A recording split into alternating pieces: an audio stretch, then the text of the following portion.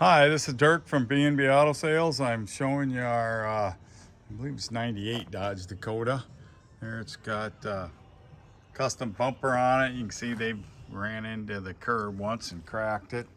You know, there's a few imperfections. This truck, the build's a little older, but custom hood on it. Custom wheels, they're 17-inch. Tires are pretty close to new. Does got, I would say 6, 8, 10 little hail dents up here. There you can see that bigger one. Most of them are smaller. Got a tonneau cover. Interior's in really good shape. No issues whatsoever. Got a really nice stereo system in it. Cruise, tilt, like I said, good stereo in it.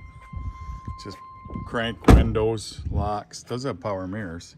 Custom paint, obviously, but you're gonna see a few little rubs here and there on it. Just from using it, is older, so. There's your tonneau cover. I think that must be where the stereo all is, in there. I think the shocks, can need some new shocks, and like I said, you can see they've sat something on here, probably buff out, but some rubbing on there, so there's a chip. But just a neat little driver, not a high dollar truck, just one that's kind of fun to tool around in, and definitely it'll get some looks.